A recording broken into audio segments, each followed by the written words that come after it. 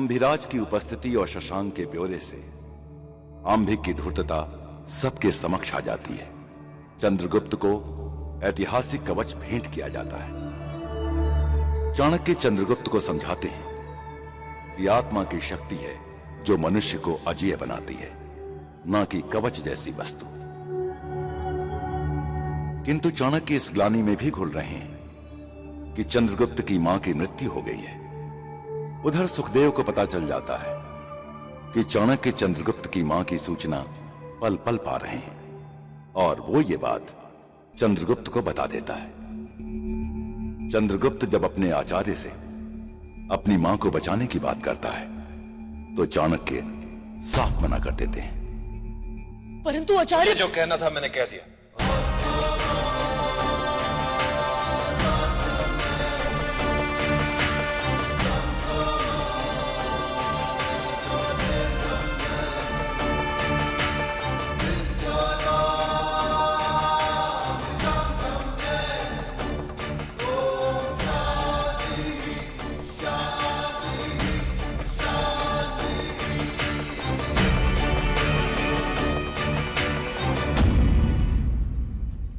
आपने मुझे बुलाया आचार्य? द्रुपद, मूरा जहां बंदी है तुरंत उस स्थान तक पहुंचने की विस्तृत योजना बना। पता लगाओ कि वहां हमें कैसे कैसे सुरक्षा कवच तोड़ने पड़ेंगे। तब तक मैं अम्भिराज से सहायता की बात करता हूं। जी आचार्य। और सुनो, इसमें कोई भूल नहीं होनी चाहिए। अभियान बहुत कठिन है और मैं इसमें किसी को भी अति उत्साह और अति उत्तेजना से काम नहीं बिगाड़ने दूंगा।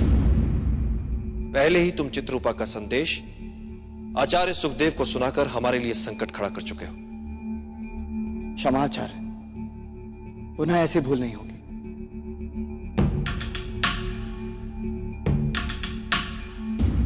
क्या करूं?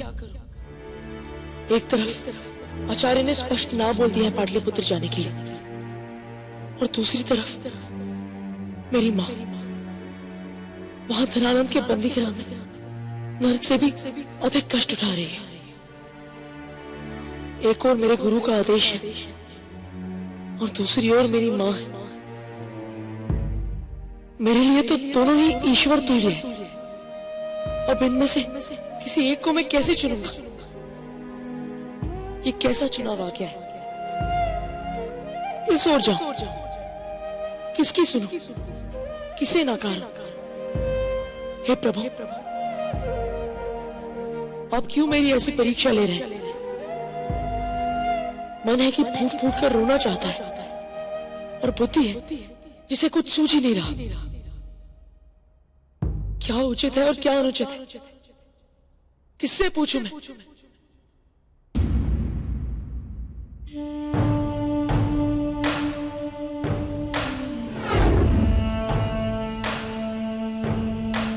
ये भगवान है चंद्रगुप्त।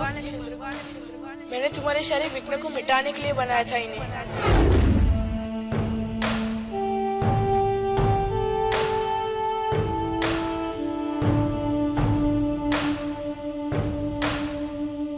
कोई तो संकट दो प्रभु।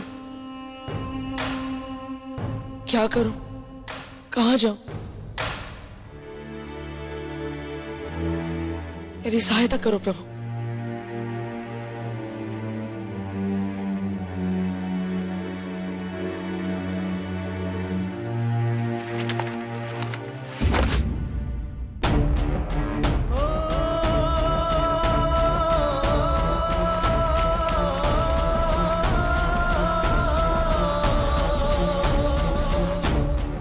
कुशलम तत्रास्तु।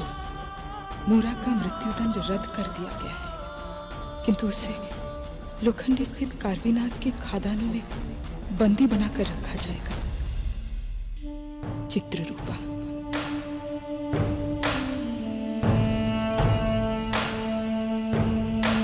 मैं तुझे बचाने आ रहा हूं मां। मैं आ रहा हूं।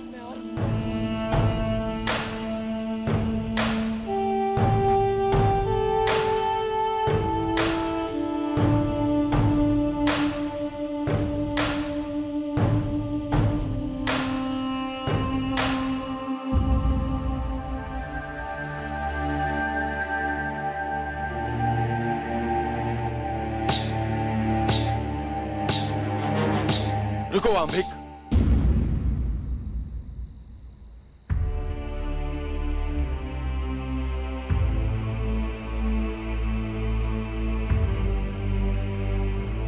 आंभिक, जाते जाते मेरी एक बात सुन लो।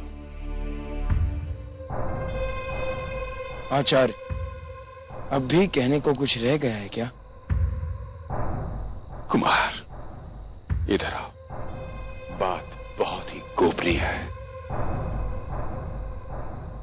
आओ।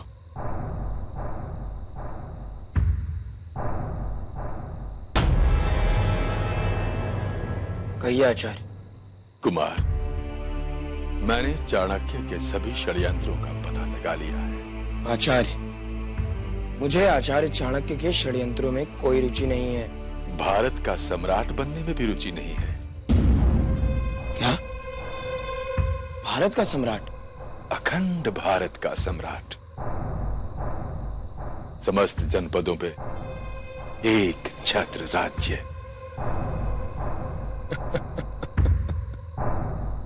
फिर आचार्य, फिर ना पूरे होने वाले सपने। नहीं कुमार, ये सपना मैंने नहीं देखा है। ये सपना देखा है चाणक्य ने।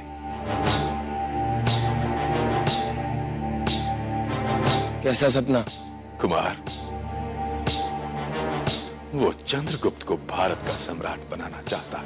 वो चंद्रगुप्त को भारत का सम्राट बनाना चाहता है। भारत का सम्राट बनाना चाहता है। भारत का सम्राट बनाना चाहता है। नहीं, वो गुलाम और अखंड भारत का सम्राट? हाँ कुमार, इसीलिए वो चंद्रगुप्त को गुरुकुल में तैयार कर रहा है। यदि ऐसा है कुमार, तो हम उसकी योजना का हर चरण पकड़कर खेल को उलट सकते हैं। फिर अखंड भारत का सम्राट वो गुलाम चंद्रगुप्त नहीं, आंभी कुमार होगा।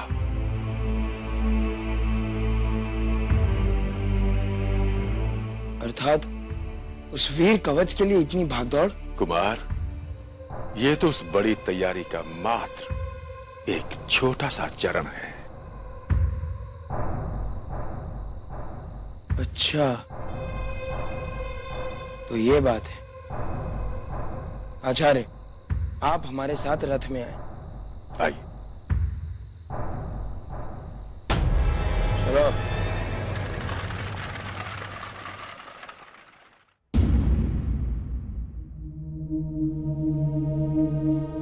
शशांक, दिग्विजय, कभी किसी सहायता की जरूरत पड़ी तो जैसे हमारे बीच में निर्णय हुआ उसी तरह से संदेश भेज देना। हम कुछ कर कर आकर व्यवस्था कर देंगे। ठीक है, चले। क्या हुआ चंद्रगुप्त? क्या तुम अपनी योजना को लेकर निश्चित नहीं हो क्या? बात वो नहीं है अक्षय। अपनी मां को तो मुझे बचाना ही है, परंतु आचार्य की अवहेलना, उनकी अवज्ञा, मैंने आज तक कभी भी उनकी कोई बात नहीं टाली। इसलिए उनके प्रति इस अभियान की विवशता मुझे पता नहीं, बड़ा अजीब सा लग रहा है। तुम लोग नहीं जानते मित्रों कि मैं स्वयं की दृष्टि में कितना कृतज्ञ महसूस कर रहा हूं। तुम सब यहीं पर रुकना, मैं आचार्य को अंतिम प्रणाम करके आता हूं। परंतु इस समय तो वो सो रहे होंगे। अच्छा है, नहीं तो मैं उनसे दृष्टि ही नहीं मिला पाता।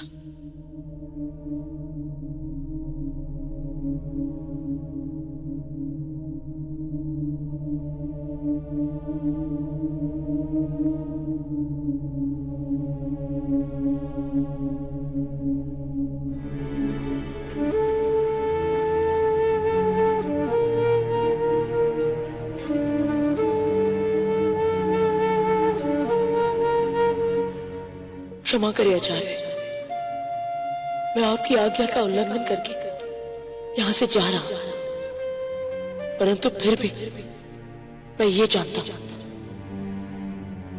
कि आपका आशीर्वाद सदैव मेरे साथ है। प्रणाम।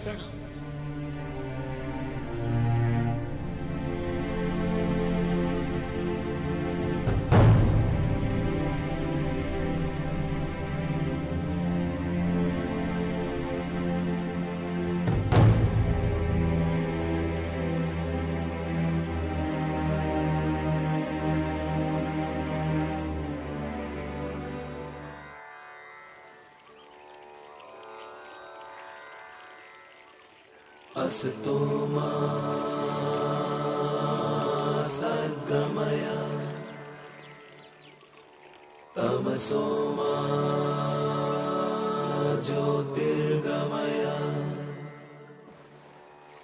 मृत्योर्मा अमृतं गमय।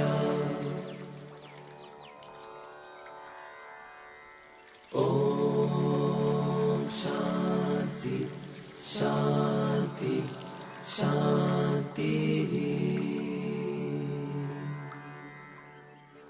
आचार्य,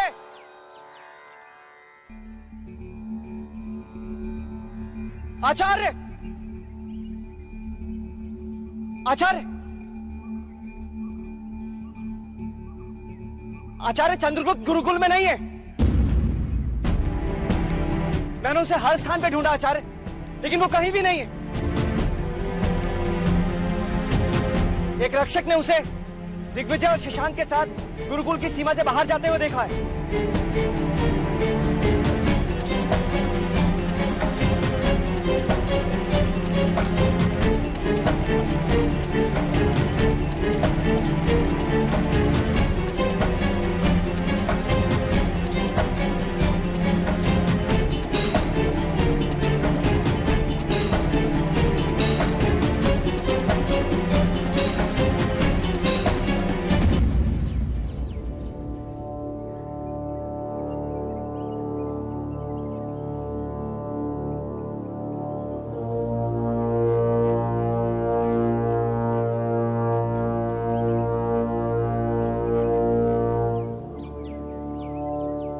चंद्रगुप्त लोखंडी के लिए निकल पड़ा है।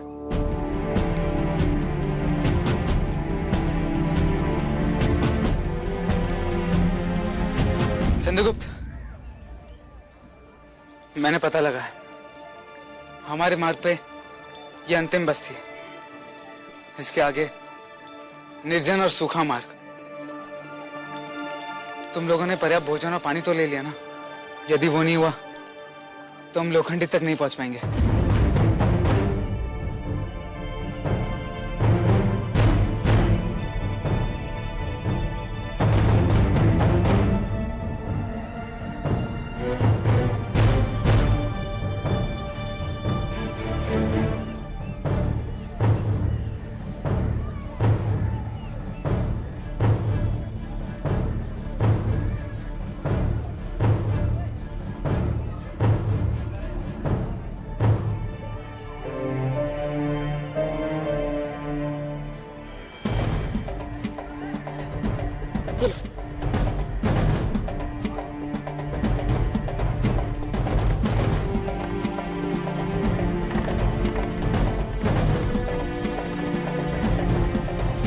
क्षमा आचार्य, किंतु एक शंका है। आचार्य, मेरी समझ में नहीं आ रहा है कि चंद्रगुप्त ने यहाँ इस गुरुकुल में रहते हुए अपनी माँ के बंदी स्थान का पता आखिर लगाया तो कैसे? भद्रभट्ट, आचार्य सुखदेव के अतिरिक्त कौन कर सकता है इतनी कृपा?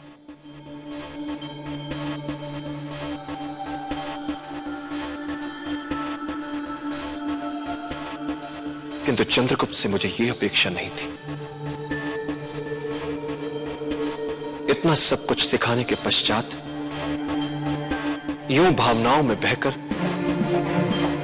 ऐसा निर्णय लेना।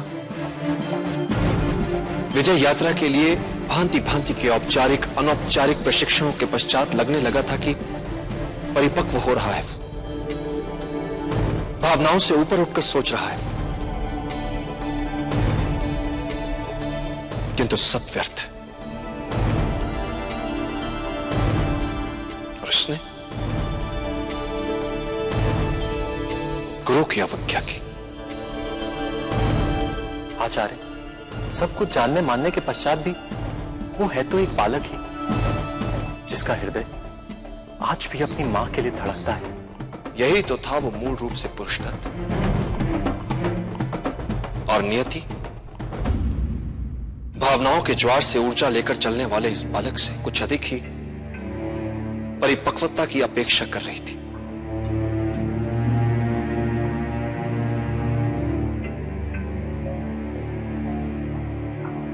परंतु नहीं, उसने अपने मन के हाथों पुनः स्वयं को संकट में डाल दिया है। जिन खादानों में उसकी मां बंदी है, वो यहां से बहुत दूर है। उन तक पहुंचने के लिए लोखंडी जाना, मृत्यु के मुख में जाना है। दुर्दांत कार्वीनाथ के चंगुल में जाना है। कार्वीनाथ? अर्थात वो कार्वीनाथ? हाँ, वही दुर्दांत योद्धा कार्वीनाथ, जिसने अपने दम पर धनानंद को कई युद्ध जिताए, जिसके अमानवीय अत्याचार से पूरा आर्यवर्त कांपता है। कार्वीनाथ, लोखंडी का सामंत। व्यर्थ गंवाने के लिए समय नहीं है हमारे पास। चलो।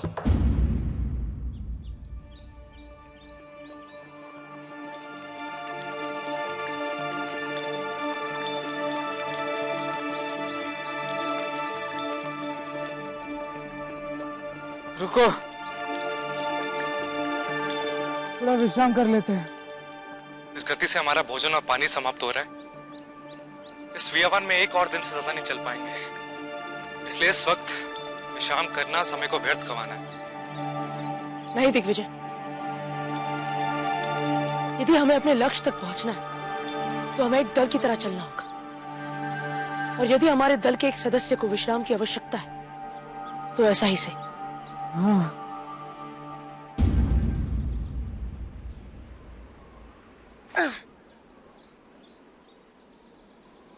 दिग्विजय, तुम्हारे पात्र में पानी है? नहीं। अब क्या करें? पानी भी समाप्त।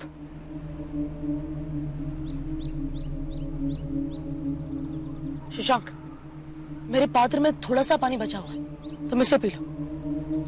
नहीं चंद्रगुप्त, ये तुम्हारे भाग का पानी है, मैं कैसे ले सकता हूँ? तुम्हें कभी ना कभी तो इसकी आवश्यकता पड़ेगी ना। शशांक, हम सब मिलजुल कर लेंगे, तुम पानी पी लो।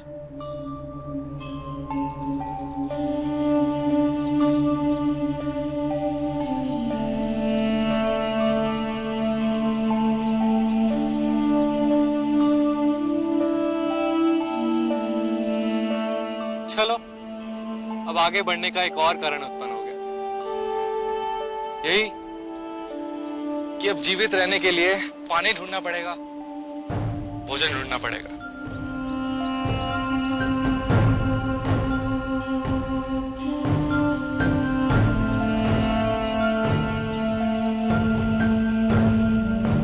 भोजन और पानी ढूंढते ढूंढते हम लोखंडी तक भी पहुंच जाए। चलो। फिर वही रात। आप जानते हैं क्या स्थान है चित्ररूपा का हमारे हृदय में। फिर क्यों आप बार बार हमारे मन में उसके प्रति शंका का बीज बो रहे हैं? आप भली भांति ये जानते हैं कि हम चित्ररूपा के विरुद्ध कुछ भी सुनना नहीं चाहते। इसीलिए तो आपकी सेवा में त्याग पत्र प्रस्तुत करने जा रहा हूं। आप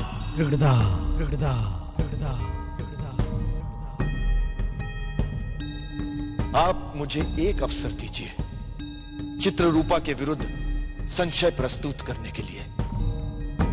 दिया, परंतु याद रहे, यदि आप असफल हुए तो फिर आपको त्याग पत्र लिखने का भी अवसर नहीं दिया जाएगा। तिरकिटधा सीधा कार्वी के पास, उसकी खदानों में। मुझे स्वीकार है महाराज। जाओ, अपनी बात सिद्ध करने के लिए दिया तुम्हें एक अवसर।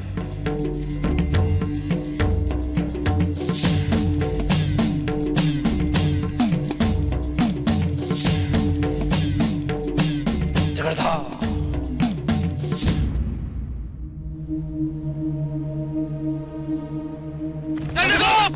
चंद्रगुप्त, आजा। चंद्रगुप्त, चंद्रगुप्त,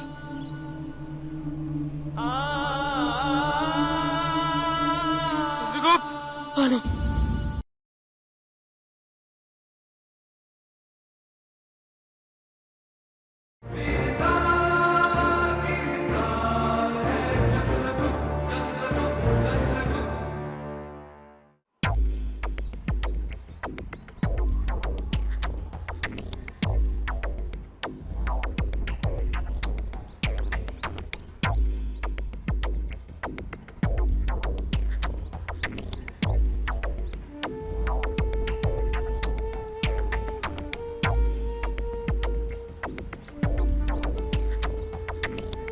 शशांक माँ,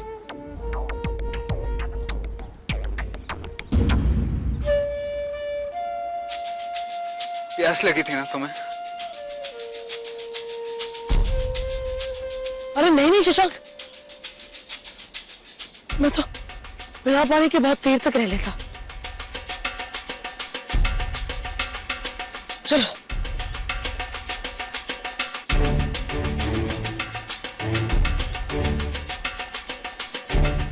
अब मित्रों, हम थोड़ी बातें करते हुए चलते, तो हो सकता है कि हमारा मार्ग बहुत सरलता से कट जाए। ठीक है, भोजन और पानी को लेकर कोई बात मत करना, और कुछ भी बात करो। देखो ना मित्रों, इतने समय से हमने एक प्राणी तक नहीं देखा। ये लोखंडी इतना दूर क्यों है? ताकि वहां से कोई भाग ना सके। लोखंडी एक विशाल खुला कारावास है। मैंने अपने पिताजी से सुना था कि वहां से भागना असंभव है। वहां हर व्यक्ति या तो दास है या राज कर्मचारी, और वहां बस एक ही नियम चलता है, कार्वी नियम। कार्विनाथ के मुंह से निकला हर शब्द शासन। उसके अत्याचार वहां के लोगों के लिए आचार हैं। चंद्रगुप्त, तुम्हारी मां को वहां के सैनिक कार्विनाथ की खदानों में ले गए हैं, और उन तक पहुंचने के लिए इस बात की पूरी संभावना है कि हमारा सामना कार्विनाथ से हो।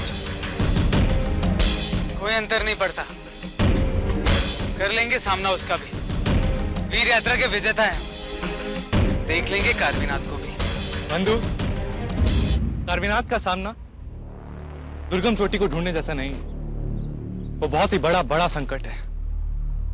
कितने ही युद्ध उसने बिना रणभूमि में पांव रखे मात्र अपने नाम के आतंक से जीते।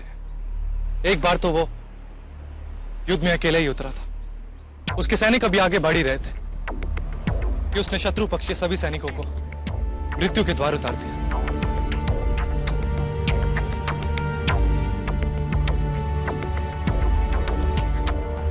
केवल राजा को धनानंद के हाथों से मरने के लिए छोड़ दिया।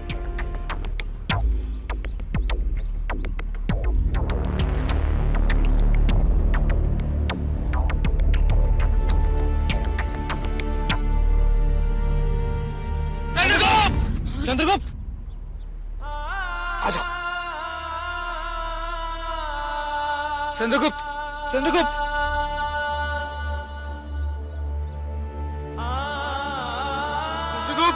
पानी, पानी, पानी। चंद्रगुप्त, उठो चंद्रगुप्त, चंद्रगुप्त।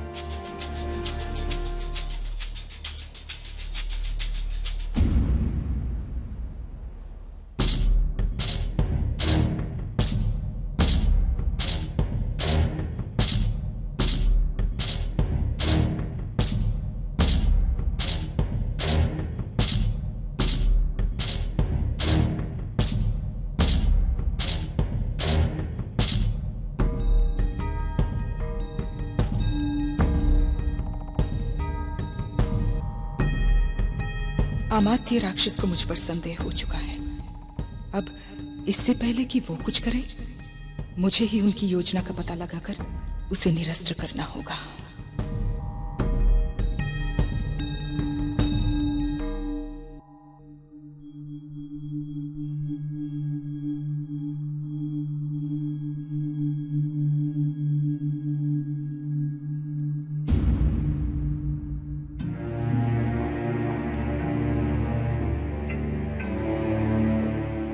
महाराज धनानंद उस चित्ररूपा के पीछे पागल हो गए। कुछ भी नहीं सुनना चाहते हैं वो उसके लिए।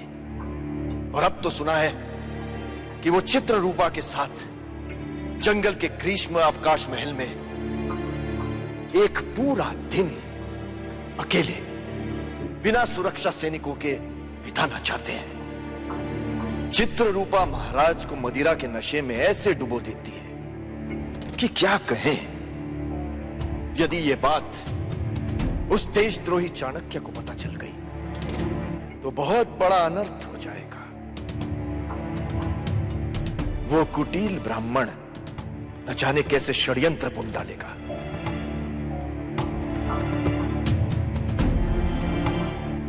धनानंद के साथ एक दिन ग्रीष्मावकाश, ये अच्छा अवसर है।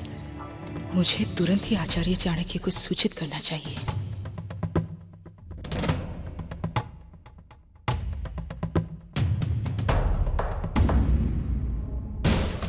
अब तुम बाहर आ सकते हो पद्माधर। सही समय पर इतनी महत्वपूर्ण सूचना देने के लिए धन्यवाद। जाल तो बिछ चुका है। अब तुम्हारा दायित्व है कि तुम पता करो कि अब चित्ररूपा क्या करती है। हमें चित्ररूपा के पग पग की सूचना चाहिए, वो भी साक्ष्य सहित। जो आज्ञा।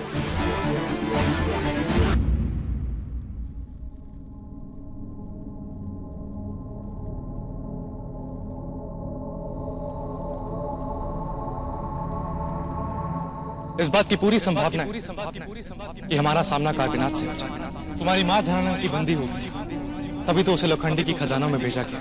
तुम्हारी मां धनानंद तभी तो उसे लोखंडी की खदानों में भेजा कि हमारा सामना कार्विनाथ। तभी तो उसे लोखंडी की खदानों में मां धनानंद की बंदी होगी।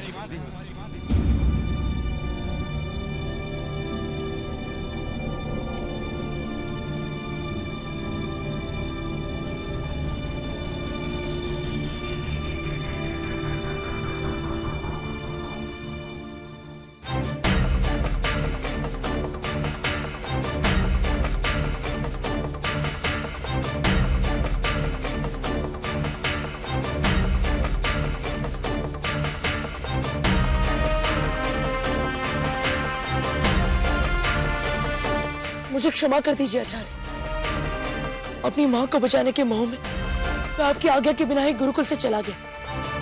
मुझसे बहुत बड़ी भूल हो गई आचार्य, मुझे क्षमा कर दीजिए। मूर्ख, तुम केवल एक भावुक नासमझ बालक ही निकले जो सदैव भावनाओं से वशीभूत होकर निर्णय लेता रहता है। तुम धनानंद से युद्ध करने के योग्य हो ही नहीं। जाओ, मैं तुम्हें मुक्त करता हूं।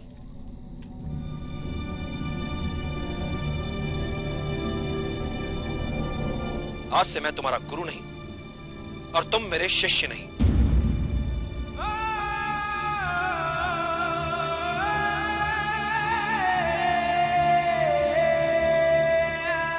कौन हो तुम? मैं हूं कार्वी।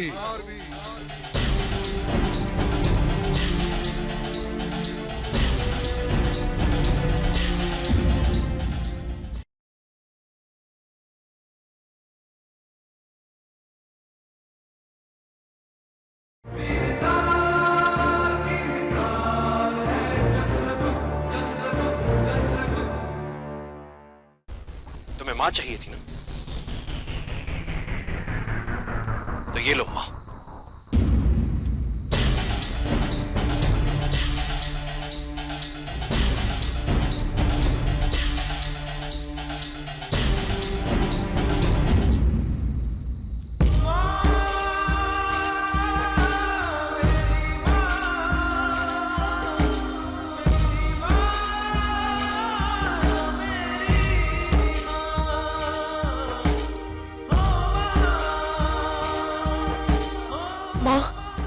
मत कह मुझे माँ। मैंने तुझे यही संस्कार दिए। मैंने तुझे यही सिखाया था चंदू कि सदा अपने गुरु की आज्ञा का पालन करना। लेकिन तूने क्या किया? अपने गुरु की आज्ञा की अवहेलना कर दी।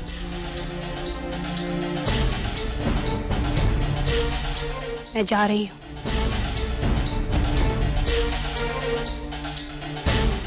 माँ, आचार्य। मत कहो मुझे आचार्य। अब मैं तुम्हारा गुरु नहीं हूं।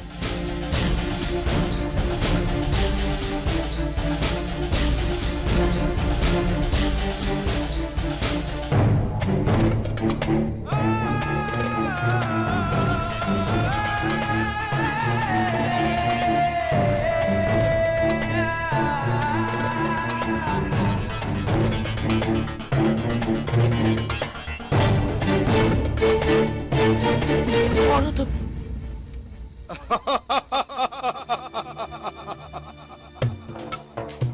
मैं हूं कार्वी।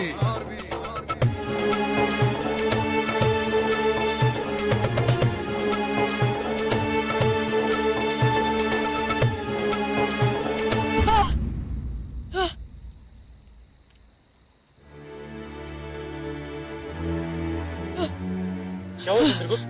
तुम ठीक तो हो ना?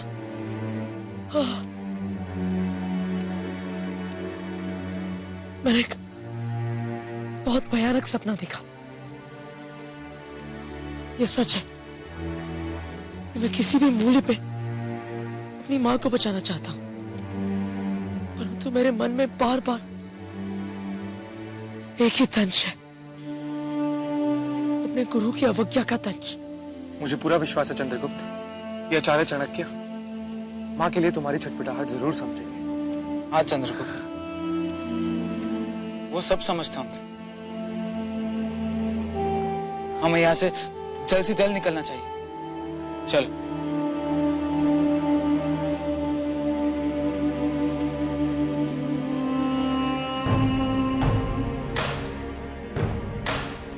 मैं चंद्रगुप्त के व्यवहार के बारे में सोच रहा था भद्रभट्ट।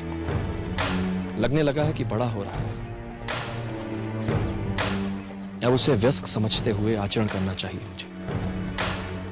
क्यों अपेक्षा रखूं उससे कि अब भी वो पहले की तरह आंख मूंद कर बात माने मेरी। एक आयु के पश्चात यदि अपने बच्चों को समकक्ष न माने तो वो अवज्ञा करेंगे, दूर भागेंगे हमसे। प्राकृतिक नियम है ये। बस कष्ट इस बात का है मन में, मुझसे बिना मिले चला गया वो। मिलकर जाता तो उसे इस भूमि और कार्वी के प्रति सचेत कर देता। दूर तक फैले इस सूखे मैदान में यदि अपना पानी साथ ना हो तो कब तक साथ देगा ये जीवन? आचार्य, यहाँ दूर दूर तक पानी नहीं मिलता, क्या इसलिए? नहीं भद्रभट्ट, जीव साथ छोड़ता है यहां इस गांव के पानी से जो कार्वी से शापित है। बस एक बार पी लो, तब पता चलता है कि क्या होता है शापित पानी।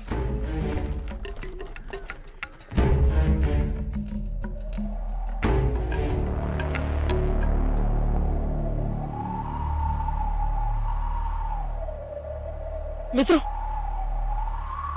मुझे ऐसा लगता है कि उस टीले के पीछे कोई गया है। शशांक, तुम चंद्रगुप्त के साथ यहीं पे रुको, मैं जाकर देख कर आता हूं।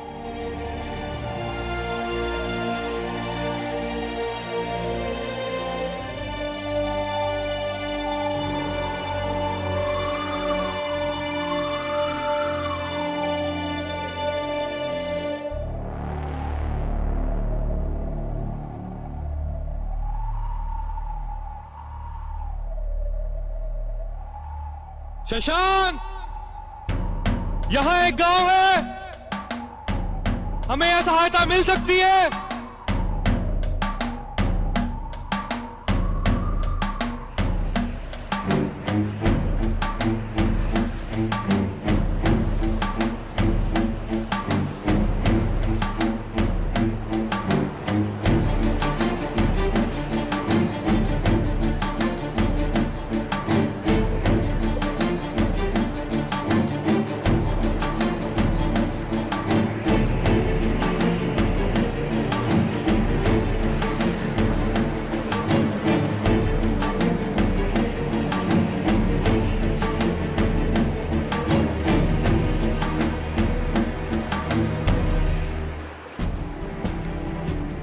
चंद्रगुप्त,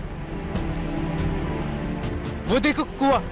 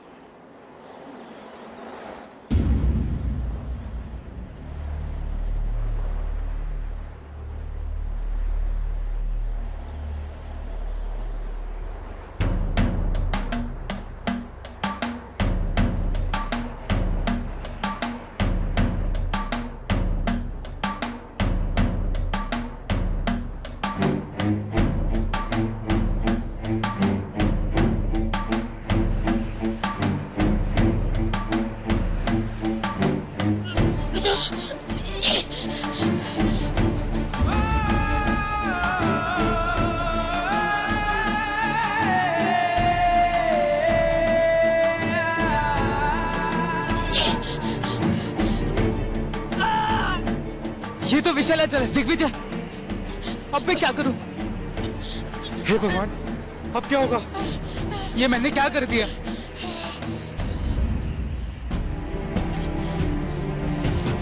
इसका तो सारा शरीर तप रहा है। इससे तुरंत उपचार की आवश्यकता है। मैं मदद लेकर आता हूं, तुम इसे संभालो।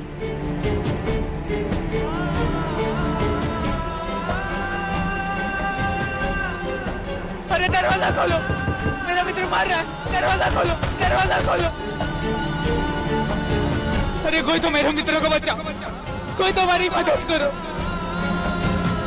आंखें बंद मत करना चंद्रगुप्त, हिम्मत रखो, मैं अभी कुछ करता हूं।